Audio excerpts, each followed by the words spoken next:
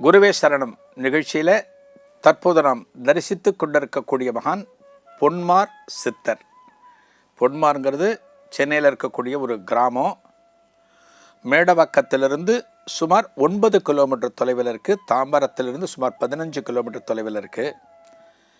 2018ஆம் ஆண்டு, அதாவது 6 வருடங்களுக்கு முன்னால் பிப்ரவரி மாதம் 18ஆம் தேதி இந்த சமாதி கண்டுபிடிக்கப்பட்டது.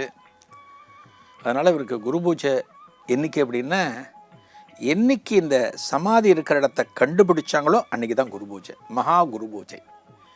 அதன் பிறகு வருஷா வருஷம் பிப்ரவரி மாதம் 18ஆம் தேதி மகா குரு பூஜை நடக்கிறது.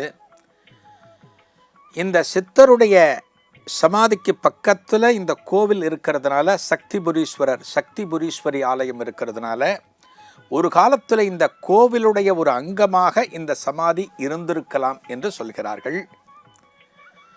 இந்த சித்த புருஷருக்கு சிறப்பான தினங்கள் இன்னைக்கு எங்கே வழிபாடு நடக்கிறது அப்படின்னா, அமாவாசை அன்னைக்கு, பௌர்ணமி அன்னைக்கு, பிரதோஷத்தன்னைக்கு, மாத சிவராத்திரி அன்னைக்கெல்லாம் சிறப்பான வழிபாடுகள் நடக்கிறது.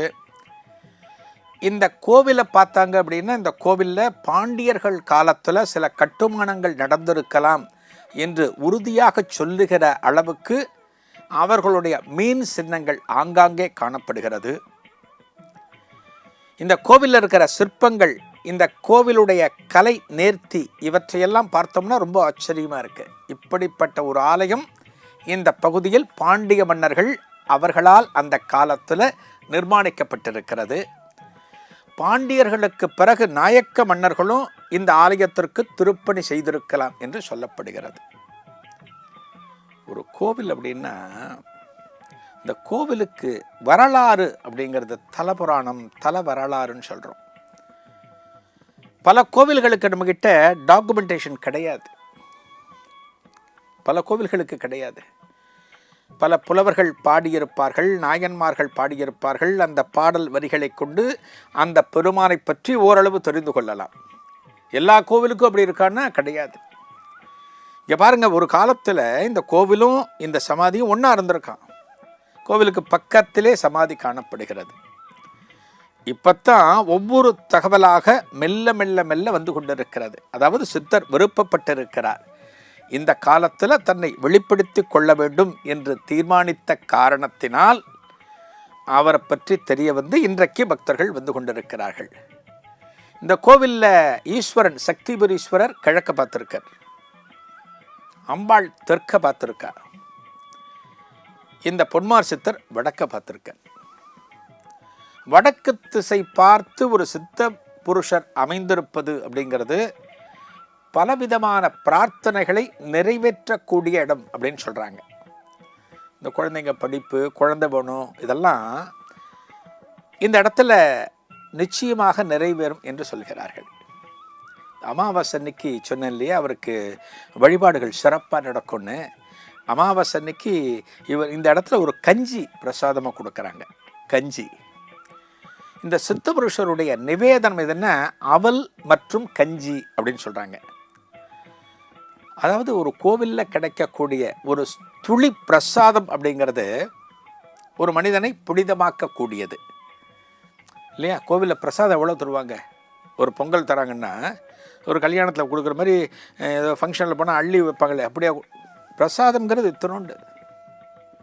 அந்த இத்தனோண்டு பிரசாதம்ங்கிறது அந்த தெய்வத்தினுடைய அருளும் கலந்திருக்கின்ற காரணத்தினால அந்த பிரசாதத்தை நமச்சிவாய நமச்சிவாய நமச்சிவாய என்று சொல்லி நாம் உட்கொள்கிற போது இறைவனது அருளும் நமக்குள் சேருகிற போது நமக்குள் இருக்கிற தீய எண்ணங்கள் அனைத்தும் அகன்றுவிடும். ஒரு கோவில் பிரசாதங்கிறது மனிதனை புனிதன் ஆக்குவதற்காக, வேற ஒன்றுமே கிடையாது. நம்ம வீட்டில் எவ்வளோ சாப்பிட்டாலும் நம்ம புனிதன் ஆக மாட்டோம்.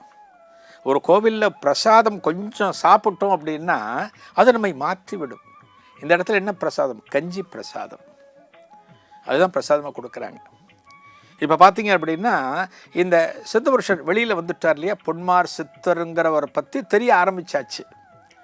இப்போ என்ன பண்ணுறாங்க, பல பேர் சொல்கிறாங்க, என்னோட கனவில் வந்தார், பொன்மார் சித்தர் வந்தார், இதை சொன்னார், அதை சொன்னார் அப்படின்னு மெல்ல மெல்ல பக்தர்கள் வர ஆரம்பிக்கிறார்கள். இப்போ பார்த்தீங்கன்னா ரொம்ப சாதாரணமாக இருக்கக்கூடிய இடம் இந்த சமாதி. அதாவது ஒரு மகான் அடங்கி இருக்கார் அப்படின்னா யாருக்கும் தெரியாது, அவராக தன்னை வெளிப்படுத்திக் கொள்ள வேண்டும்.